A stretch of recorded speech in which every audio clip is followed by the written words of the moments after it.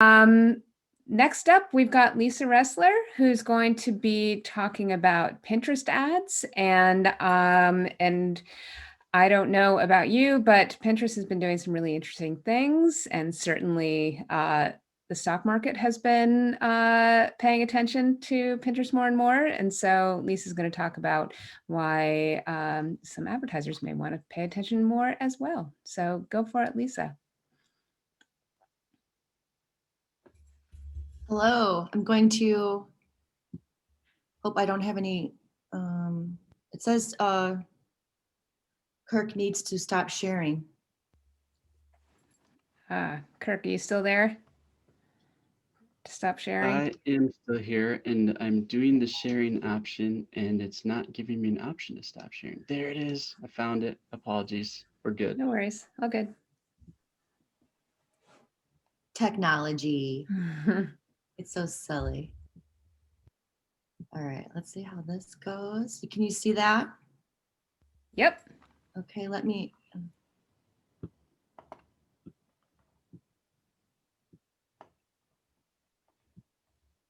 One moment, please. No, you're good.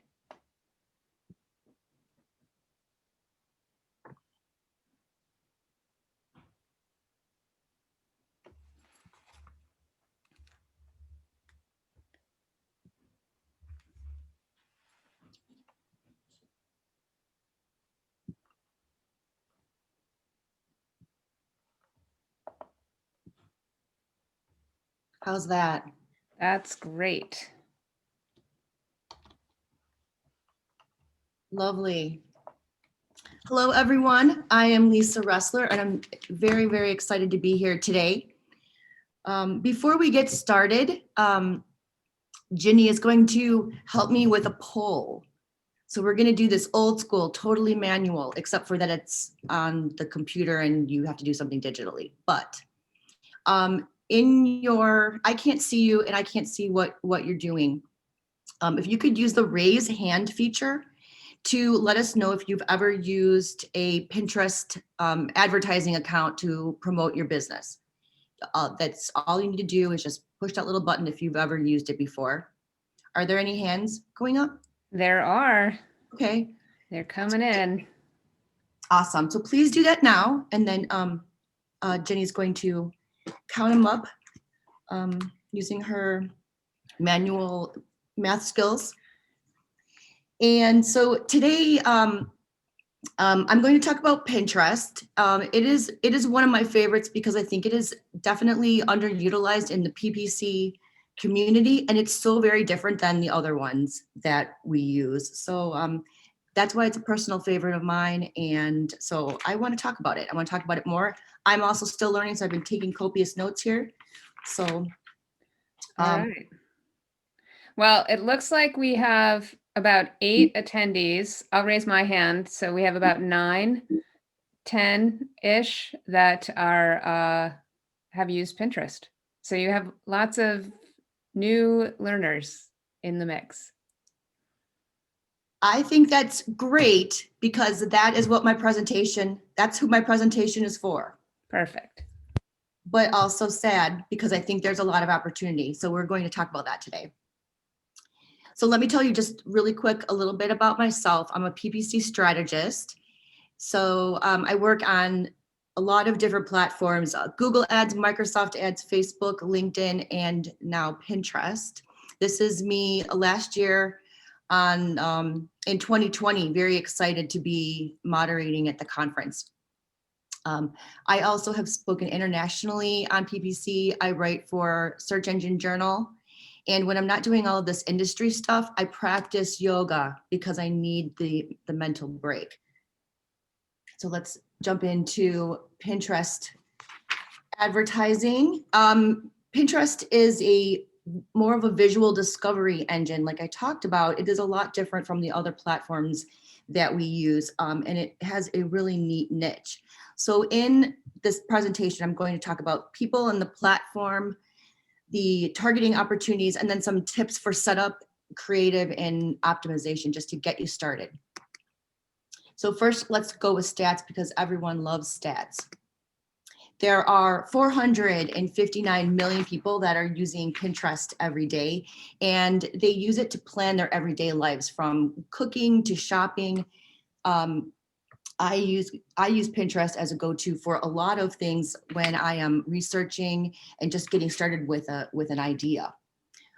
What I thought was really interesting is that they have 20% market share of US social media visits.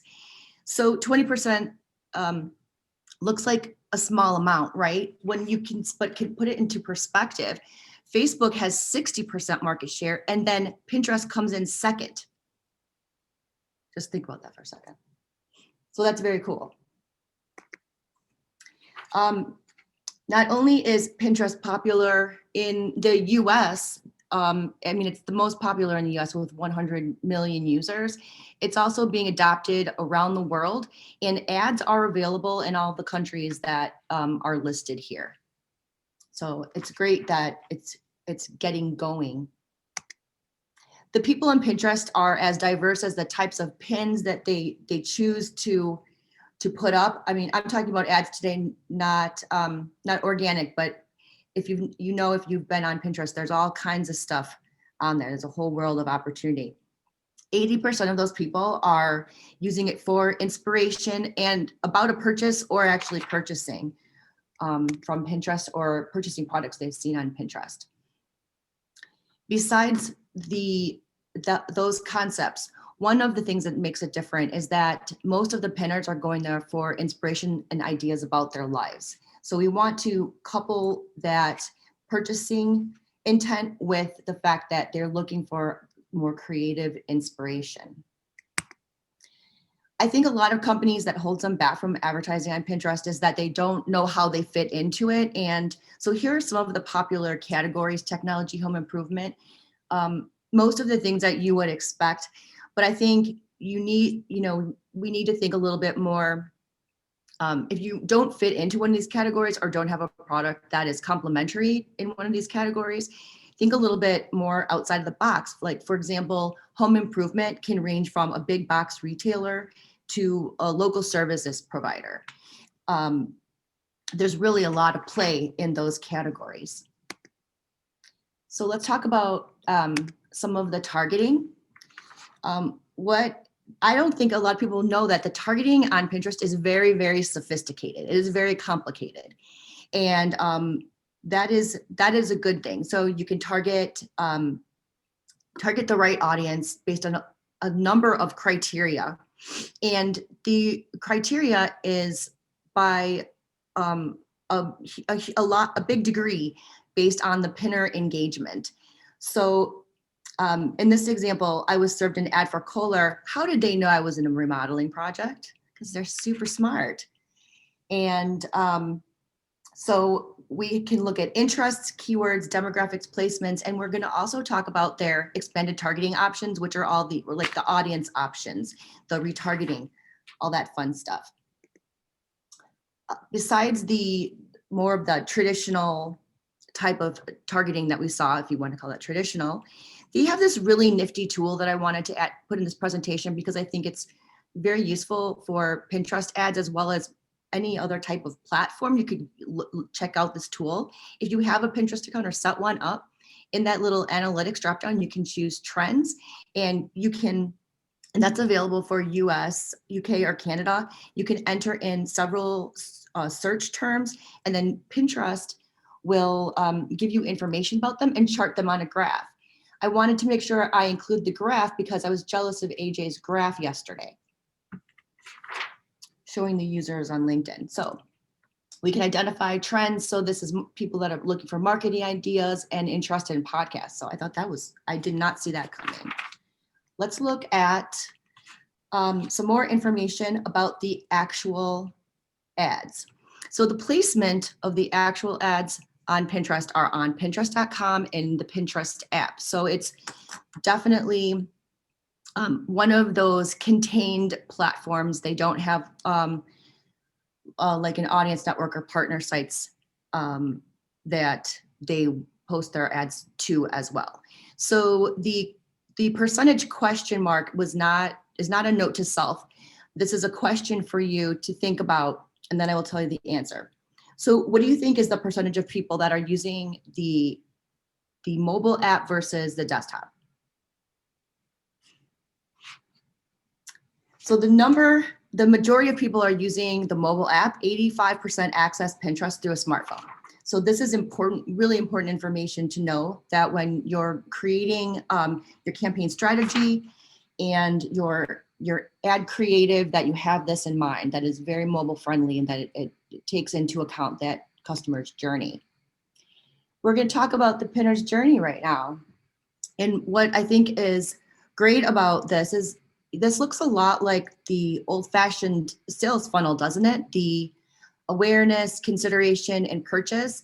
We just are calling it something a little bit different. I'm just looking, maybe I could, I'm narrowing it down, I know what I want. So in the example of my remodeling project, maybe I could, I'm still working on it. I haven't narrowed it down yet, but I'm glad that Kohler gave me that ad, because it did remind me to check out their multiple products. When you're setting up your campaign, they will ask you to choose an objective. Again, kind of mirroring the traditional sales funnel and the Pinterest journey. Building awareness, you have, this we'll be looking at like a lot of impressions and video views. Driving consideration, which is clicks, and we want clicks to the site in this example, and then conversions, driving people to take action, and then catalog sales, which is basically their shopping ads. So I want to talk about some of the ways that we can build the retargeting. Interest is in any platform is a really powerful targeting tactic, and especially on Pinterest, because as we said in an earlier slide, this is what the pinners have shown they are interested in. So this is just really great. They have like a upper level sort of interest targeting. So in this one, I was looking up travel destinations, travel, and then US destinations, and then Florida. So we don't have a lot of travel open right now, but I hear that Florida is hot, literally. And sorry, that was a old dad joke, right? But if we wanted to target people interested in traveling to Florida, we can do that very easily here. And a really effective sort of partnering of targeting here is using keywords. So what is really interesting and different about Pinterest keywords is that you have to think get away from like the search engine and how people are searching on a search engine, because this is a contained ecosystem where they already know they're on Pinterest. They already know they're going to get ideas. So the keywords are going to look a lot more like a site search sort of intent, if you're familiar with that and it's something that you've done in your job. Those are more kind of broad searches. So you want to think like that. Also, I would recommend using their nifty keyword tool here, where it's giving me suggestions, because this is based on what people are actually searching for on Pinterest. So I find this to be more valuable than to take a keyword list from Google and just duplicate it here. I don't think that would work very well. We don't want to take the interests and the keyword targeting and mix that with audiences. We want to bundle those two together, but not include audiences with this. And as we're running these scenarios, let's go to the next one. As we're running these different targeting scenarios, we'll see this updated potential audience list. And that is going to be very helpful for how you build out each ad group with this targeting. I wanted to show that you can also do demographic targeting by age and gender, but Pinterest is recommending that you don't use this very often unless you have some type of a product or service that has age constraints on it, where it's absolutely necessary. They also recommend having a higher a higher number in the audience. So 1 to 5 million, whereas on some other platforms, it's recommended that you have smaller audience sizes that you target. The most important thing here is that the targeting is limited to interesting keywords or to audiences, and that you're keeping that really tight in the targeting. Now, aside from those targeting methods, we want to look at their really powerful audience targeting, and this is very similar to some of the all of the other platforms have these in some type of in some living way. So visitors, people who visit your site are retargeting customers that we upload. Let's look at these a little bit more. So there's website visitors, that's basically retargeting using the Pinterest pixel. This is just such a great idea because you can really, this is a great way to cross-platform target your visitors from other ad campaigns and get a much bigger bang for your buck there. These are all great ways to drive people through the sales funnel as well, through the awareness, the consideration, and the purchase, depending on what they're doing, or do some kind of a progressive campaign. The lead list, that's basically the customer match that they have on most of the platforms. We see that in Google and that great feature in LinkedIn. What's interesting and unique here is the engagement with a Pinterest campaign. So these are your own campaigns that you have run and paid for, that you can retarget people that have engaged with that pin. They also have the what they call act-alike targeting. This is like the lookalikes in Facebook, the similar audiences in Google. They all have different names, but they basically do the same thing. They're taking your audience list and saying, hey, these people are just like them. In terms of the ad formats, if you've ever been in there on Pinterest and browsing around, which I'm sure you will do now, and probably try to game it and see if you can find something that you wouldn't believe is there, but that won't happen. You'll probably think they're all just pins, but they come in, there are subtle differences. There's one tap pins that are static, there's video pins, app pins, and also shopping ads. So this is a great way to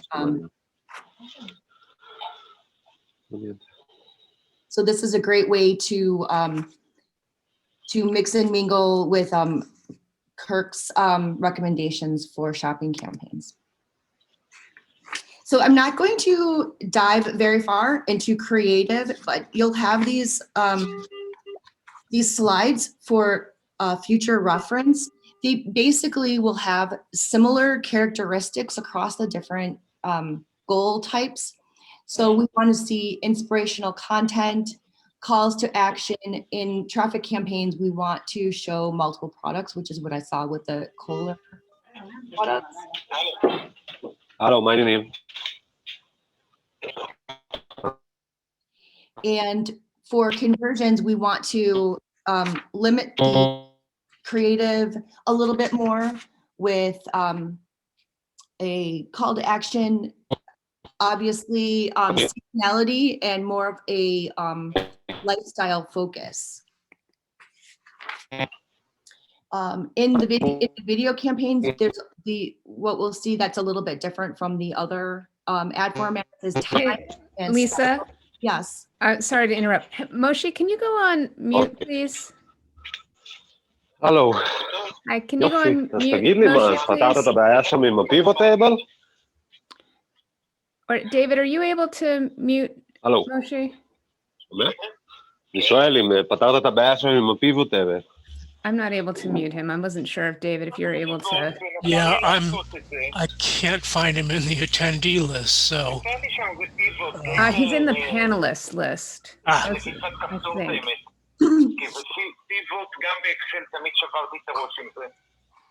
אוקיי.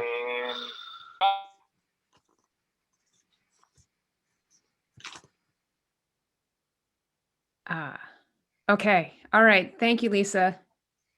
Yeah, I wasn't sure. No, no problem. I saw there. Video.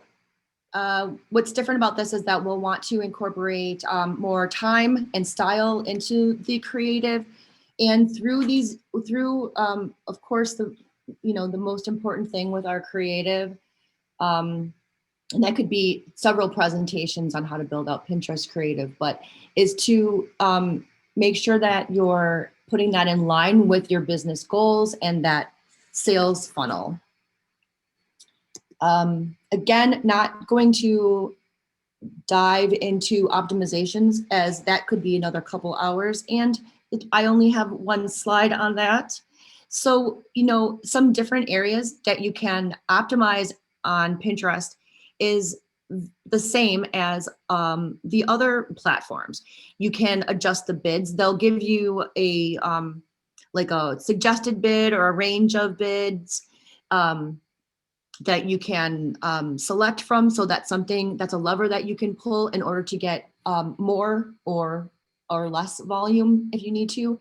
Refine the targeting, going into some of those more detailed interests instead of the upper level ones. Editing the pin title or description when you're looking at how the click-through rates are coming through. If they're not very high, maybe it's just something as simple as that. Need a little extra boost there. Or changing the ad formats. Remember, we want to keep static ads in separate campaigns from video ads. Maybe we want to pause that static ad and maybe go with a video ad instead, and update any placement targeting. So my final thoughts for today, I hope I was able to get through my enthusiasm for Pinterest. I think that there's such a great opportunity here. There are so many users. I'm really impressed with the 20% market share, especially considering number one is 60% and being Facebook. So I think moving forward, think about how your business might fit into those popular categories.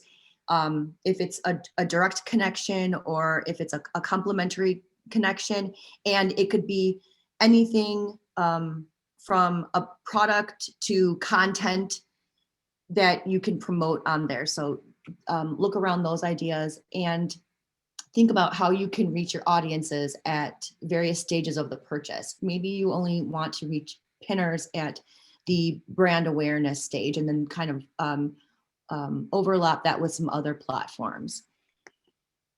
Here are a couple articles that are popular that I've written lately. Everyone is liking the best PPC ad networks. It's a great little list and kind of brief of some of the ad networks to check out. And I want to thank you for being here today. I really enjoyed speaking with you. If you want to contact me, there's Twitter, there's my email address, or you can find me on LinkedIn. It's a great way to contact me and see what I've been up to. Thank you, Jenny, for your time today. Thank you, Lisa. And maybe you've got a few questions in the chat. And I guess my only thought on Pinterest is there is a bit of a learning curve with the UI. And so I, at some point, would love to pick your brain on how you make the most efficient use of the ads UI. I think that's one of the biggest complaints. It is very, very challenging. I mean, I guess you kind of start to get used to it, but even just figuring out how to change a budget is not particularly intuitive. So I guess maybe if you have some thoughts or hints on how to kind of get ramped up with the UI, that'd be great. But really, really interesting stuff. So thank you so much.